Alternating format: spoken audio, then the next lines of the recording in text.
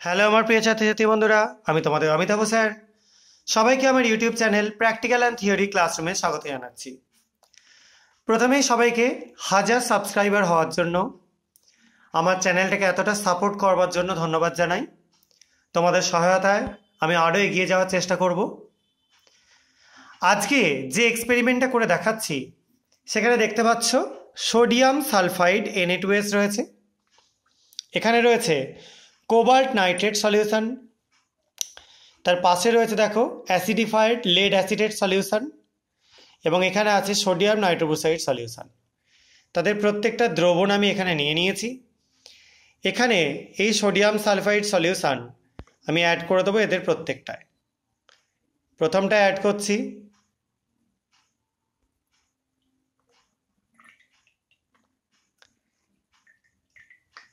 সেকেন্ডেরটা add করছি,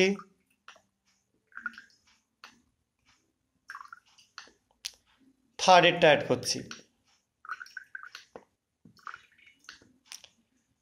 দেখো তোমরা কোনো রকম কালার চেঞ্জ দেখতে পেলে না।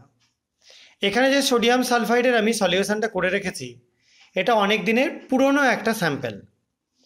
এবার আমি এখানে তোমাদের সলিড সোডিয়াম সালফাইড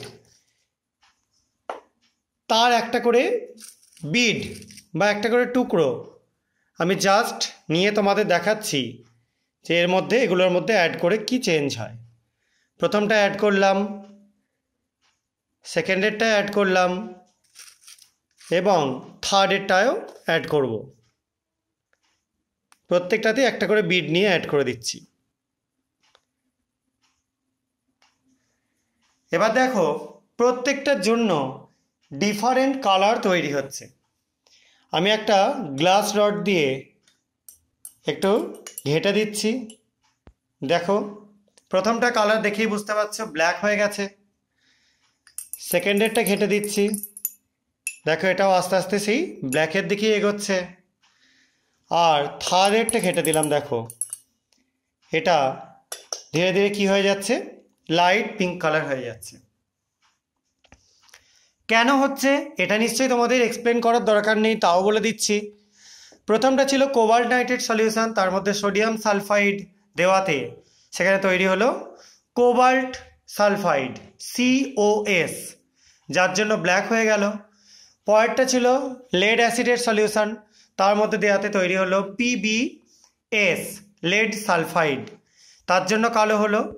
এবং লাস্টেরটা যেটা ছিল সেটা ছিল সোডিয়াম নাইট্রোবুসাইড, এটার মধ্যে যখন আমরা এই Na2S অ্যাড করলাম সেটা হয়ে গেল Na4FeCN5NOS, যার জন্য হয়ে গেল এরকম একটা সুন্দর পেঁয়াজি কালার বা তোমরা লাইট পিঙ্ক কালার, একটা ভায়োলেটের মতো বলতে পারো, ভায়োলেট কালারেশন তৈরি হচ্ছে। প্রথমে পিঙ্ক হচ্ছিল, আস্তে আস্তে ভায়োলেট হয়ে যাচ্ছে। এই টেস্টগুলো সালফাইড র্যাডিক্যালের অন্যতম গুরুত্বপূর্ণ টেস্ট, যেটা থেকে আমরা সালফাইড র্যাডিক্যালকে আইডেন্টিফাই করতে পারি। আশা করা যায় তোমরা আজকের এক্সপেরিমেন্টটা বুঝতে পেরেছো। যদি কারো কোনো কনফিউশন থাকে তাহলে তোমরা কমেন্ট সেকশানে দেখে জানাতে পারো। আর যদি তোমাদের এই ভিডিওগুলো ভালো লেগে থাকে চ্যানেলটা সাবস্ক্রাইব করো এবং বন্ধুদের মধ্যে শেয়ার করে আমার ভিডিওগুলো লাইক করো, আমার পাশে থাকবার চেষ্টা করো। আজকের মতো এটুকুনি। সবাই খুব ভালো থাকবে, সাবধানে থাকবে। বাই।